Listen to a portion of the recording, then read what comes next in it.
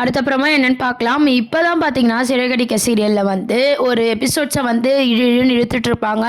அதோட உண்மை தெரியறதுக்கு பார்த்தீங்கன்னா, பல மாதங்கள் ஆகும். ஆனால் இப்போ தான் பார்த்தீங்கன்னா, நம்ம சீதாவோட நகை காணாம போகுது. அதை வந்து அந்த ஜோசியக்கார பொம்பளை தான் எடுத்தாங்கன்ட்டு மீனா சொன்ன உண்மையை வந்து பொய்ன்னு நினச்சி விஜயா வந்து சான்ஸே இல்லை அப்படின்ற மாதிரி சொல்லிட்டு இருக்காங்க. நம்ம முத்துவும் பார்த்தீங்கன்னா சவால் விடுறாரு. ஒருவேளை அந்த பொம்பளை எடுத்திருந்தா நீங்களே உங்கள் கையால் பார்த்தீங்கன்னா மீனாக்கு ஆர்த்திலாம் எடுத்து உள்ள வாமான்னு சொல்லி கூப்பிடணும் பரவாயில்லையா அப்படின்ற மாதிரி நம்ம முத்து சொன்னதுக்கு விஜயாவும் ஒத்துக்கிறாங்க. இந்த மாதிரியான சீன்ஸ் தான் இன்றைக்கி எபிசோடாக வந்து கொண்டு வந்தாங்க.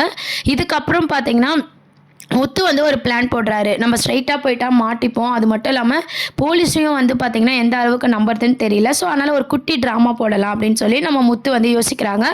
அந்த ட்ராமாவுக்கு நம்ம மீனா செட் ஆவாங்களா, இல்லைனா அந்த பலக்குரல் ஸ்ருதி வந்து செட் ஆவாங்களா அப்படின்ற மாதிரி முத்து யோசிச்சு ஸ்ருதியும் பார்த்திங்கன்னா இந்த ட்ராமாவில் வந்து கலந்துக்கிறாங்க. எல்லாருமே சேர்ந்து பார்த்திங்கன்னா கோயிலில் ஏதோ ஒரு நகை திருடி அதை வந்து இந்த பொம்பளைக்கிட்ட கொடுத்து காசாக்கிக்கலாம் அப்படின்ற மாதிரி வந்து பிளான் போடுறாங்க. ஸோ நம்ம மீனாவோட நகையை ஒன்று எடுத்துகிட்டு போய் எல்லாருமே பார்த்தீங்கன்னா, அதாவது மீனா, ஸ்ருதி, முத்து எல்லாருமே போகிறாங்க. போயிட்டு இந்த மாதிரி நகை வந்து எடுத்திருக்கோம், இதை பணமாக மாற்றி தருவீங்களாமே, மாற்றி கொடுக்க முடியுமா அப்படின்ற மாதிரிலாம் முத்து வந்து கேட்குறாங்க. அங்கே நடக்கிற விஷயம் எல்லாமே பார்த்தீங்கன்னா முத்து வந்து வீடியோவாக வந்து கவரேஜ் பண்ணிக்கிறாரு.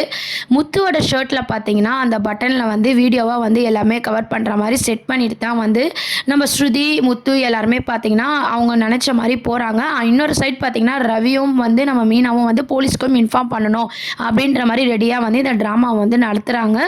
அப்போது உள்ளே பார்த்திங்கன்னா இதுக்கு முன்னாடி எங்கெல்லாம் வந்து நகையை திருடினாங்க அப்படின்ற உண்மையும் எப்படி அந்த நகையை வந்து பணமாக மாற்றுறாங்க அப்படின்றதெல்லாம் வந்து எல்லோரும் பேசிகிட்டு இருக்கும்போது இவங்கள பார்த்தோன்னே யார்மா நீங்கள் இங்கே உள்ளே எப்படி வந்தீங்க அப்படின்னு கேட்கும்போது, இல்லை இந்த மாதிரி இது திருடிட்டு வந்தோம், நீங்கள் தான் இதை பணமாக மாற்றி கொடுக்கணும், நீங்கள் தானே உருக்குவீங்க, அதனால தான் வந்தோம், இதை உருக்கி எங்களுக்கு பணம் கொடுக்க முடியுமா அப்படின்னு சொல்லி ஸ்ருதிலாம் கேட்குறாங்க. முத்துவும் பார்த்திங்கன்னா அவரோட கெட்டப்பே வந்து முத்துன்னு தோணாத அளவுக்கு ஸ்ருதி, முத்து எல்லாருமே கெட்டப்பை சேஞ்ச் பண்ணிட்டு தான் இந்த ட்ராமாவில் வந்து இறங்கியிருக்காங்க. ஸோ பணம் மேலே இருக்கிற ஆசை நகை கிடச்சிருக்கு அப்படின்றதுனால எது பற்றியுமே யோசிக்காமல் அவங்களும் பார்த்தீங்கன்னா அதை இது பண்ணிவிட்டு பணம் இவ்வளோதான் அப்படின்ற மாதிரி பணமும் கொடுக்குறாங்க. எல்லாமே பார்த்தீங்கன்னா வீடியோ கவரேஜ் வந்து பண்ணுறாரு. அந்த ஜோசியக்கார பொம்பளையும் பார்த்தீங்கன்னா நம்ம முத்துக்கு பார்த்தோன்னே அடையாளம் தெரியல, இதுதான் முத்துன்னு சொல்லிட்டு, அதனால் அவங்க முகம் வந்து நல்லா தெளிவாக தெரிகிற மாதிரி அந்த வீடியோ கவரேஜில் இருக்குது. அவங்களும் பார்த்திங்கன்னா இந்த வேலையெல்லாம் பண்ணிகிட்ருக்காங்க. இந்த திருட்டு பொம்பளை இவ்வளோ வேலை பண்ணுதா அப்படின்ற மாதிரி முத்துவும் ஸ்ருதி எல்லாருமே மாறி மாறி பார்த்துக்கிறாங்க. சரி வந்த வேலை முடிஞ்சிருச்சு, அடுத்து என்ன போலீஸை கூப்பிட்டுருலாமா அப்படின்ற மாதிரி முத்து வந்து யோசித்து கூப்பிட்றாரு. போலீஸை வந்து அரெஸ்ட் பண்ணிட்டு போகிறாங்க. எல்லாமே பார்த்திங்கன்னா வீடியோ கவரேஜாக முத்து போட்ட பிளான் படி, முத்து, ஸ்ருதி, ரவி எல்லாருமே போட்ட பிளான் படி பார்த்திங்கன்னா வீடியோ எடுத்தாச்சு. அதுக்கப்புறம் அந்த பொம்பளை கிட்ட போய் போலீஸில் பிடிச்சி கொடுத்து தான் பார்த்தீங்கன்னா சீதாவோட நகை எங்கன்னு கேட்டு முத்து பார்த்தீங்கன்னா சீதாவோட நகையும் பார்த்தீங்கன்னா அந்த தாலி செயின் இருக்குல்லையே அதையும் வாங்கிடுறாரு.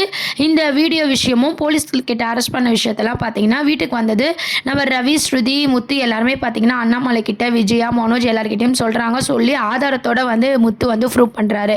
இந்த மாதிரி நீங்கள் சொன்னீங்களே ஜோசியக்கார பொம்பளை, இது வந்து எவ்வளோ கேவலமான பொம்பளை, இதுக்கு முன்னாடி எத்தனை பேர் நகையை திருடி இருக்குது, காசுக்காக இது என்னென்ன வேலையெல்லாம் பண்ணோம் அப்படின்றது எல்லாமே இந்த வீடியோவில் இருக்குது அப்படின்னு சொல்லிட்டு டிவியில் எப்பவும் போல் நம்ம முத்து பார்த்திங்கன்னா அந்த வீடியோலாம் போட்டு காட்டுறாரு. இதை பார்த்து விஜயாவுக்கு பேச்சே வரல, ரொம்பவே ஷாக் ஆகுறாங்க. இருந்தாலும் நம்ம அந்த பொம்பளைக்கு பின்னாடி சிந்தாமணி இருக்காங்க அப்படின்ற உண்மை வெளியே வரத்துக்குள்ளே பார்த்திங்கன்னா சிந்தாமணிக்கு வந்து காட்டி கொடுக்காத மாதிரி அந்த பொம்பளை வந்து தப்பிச்சிடுது. அதனால் பார்த்திங்கன்னா இந்த விஷயத்தில் வந்து சிந்தாமணி பேர் வராமல் வந்து பார்த்துக்கணும். இந்த பொம்பளை வந்து இப்போ வந்து சிக்கினதுனால பார்த்தீங்கன்னா இது மீனாவை பற்றி சொன்னதும் பொய்யா தான் இருக்கும், இதுக்கு பின்னாடியும் யாரோ இருப்பாங்க, விசாரிக்கிற வேண்டிய இடத்துல விசாரிச்சா உண்மை தெரியும் அப்படின்ற மாதிரி முத்து வந்து பேசிட்டு இருக்காரு. உடனே அண்ணாமலை என்ன சொல்கிறாங்கன்னா, இப்போ ஆர்த்தி தத்தையை ரெடி பண்ணு, முத்து சொன்ன மாதிரி அவன் ப்ரூவ் பண்ணிட்டான். ஸோ அந்த பொம்பளை வந்து ஒரு திருட்டு பொம்பளை, அந்த திருட்டு பொம்பளை சொன்ன விஷயம் மட்டும் எப்படி உண்மையாக இருக்கும், யார்கிட்டயோ காசு வாங்கி இப்படி பண்ணியிருக்கோம், அது ரோகிணி கிட்ட கூட பணம் வாங்கி இப்படி பண்ணியிருக்கலாம். ஏன்னா ரோகிணியை பற்றிய உண்மையெல்லாம் பார்த்தீங்கன்னா முத்து தான் வந்து கண்டுபிடிச்சி சொன்னதுனால முத்துவை பழி வாங்கணும், வீட்டை விட்டு அனுப்பணும்னு சொல்லிட்டு ரோகிணி மூலமாக கூட இது நடந்திருக்கலாம். அதனால் நம்ம மருமகளை நம்ம வீட்டுக்கு கூப்பிட்டு வரணும், நீ போய் ஆர்த்தி தத்தை எடு அப்படின்ற மாதிரி அண்ணாமலை சொல்கிறாரு. வீடியோ ஆதாரத்தெல்லாம் பார்த்துட்டு விஜய் வந்து அப்படியே ரொம்பவே ஷாக் ஆகிடுறாங்க. வேறு வழி இல்லை, இவளுக்கெல்லாம் ஆர்த்தி எடுத்து வர சொல்லணுமா அப்படின்ற மாதிரி விஜய் ஒரு பக்கம் மனசில் யோசிக்கிறாங்க. நம்ம முத்துவும் பார்த்தீங்கன்னா நம்ம மீனாவை வந்து அவர் வீட்டுக்கு கூப்பிட்டு வராரு. ஆர்த்திலாம் எடுத்துகிட்டு நம்ம விஜயாவும் வந்து பிடிக்கலனாலும் பார்த்தீங்கன்னா வேறு வழி இல்லாமல் மீனாவை உள்ளே கூப்பிட்றாங்க. இதுக்கப்புறம் பார்த்தீங்கன்னா மீனா வந்து கொஞ்சமாவது திருந்துவாங்களா, இல்லை எப்பவும் போல் நான் சமைக்கிறேன், குடும்பத்தை பார்த்துக்கிறேன் அப்படின்ற மாதிரி இரிட்டேட்டிங்காக பண்ண போகிறாங்களா அப்படின்றதெல்லாம் வெயிட் பண்ணி பார்க்க வேண்டியது இருக்குது. இப்போ தான் பார்த்தீங்கன்னா சீதாவோட நகை மூலமாக சீதாக்கும் நகை கிடச்சிருக்கு. நம்ம மீனாவுக்கும் பார்த்தீங்கன்னா அவங்க மேலே அந்த ஜாதக ரீதியாக சொன்னது வந்து பொய் அப்படின்றத முத்து வந்து நிரூபிச்சிட்டாரு. இதுக்கப்புறம் மீனாக்கு எந்த பிரச்சனையும் இல்லை. நம்ம முத்துவும் பார்த்தீங்கன்னா அந்த வேன் மூலமாக வச்சு அடுத்து என்ன பண்ணலாம் அப்படின்ற மாதிரி மூமெண்ட்லாம் வந்து கொண்டு போகிறாங்க. இதுக்கப்புறம் பார்த்தீங்கன்னா நம்ம சிந்தாமணி தான் இதுக்கு பின்னாடி இருக்காங்க, இவ்வளோத்துக்கும் காரணம் சிந்தாமணி, ரோகிணி அப்படின்ற உண்மைலாம் இதுக்கப்புறம் தான் கொஞ்சம் கொஞ்சமாக வந்து மூவ் பண்ண போகிறாங்க. இதெல்லாம் தான் அடுத்த அப்கமிங் ப்ரமோவாக இருக்குது. இதை பற்றி உங்கள் கருத்துக்களை கீழே கமெண்ட் செக்ஷன் சொல்லுங்கள். சேனலையும் மறக்காமல் சப்ஸ்கிரைப் பண்ணுங்கள் ஃப்ரெண்ட்ஸ். தேங்க்யூ.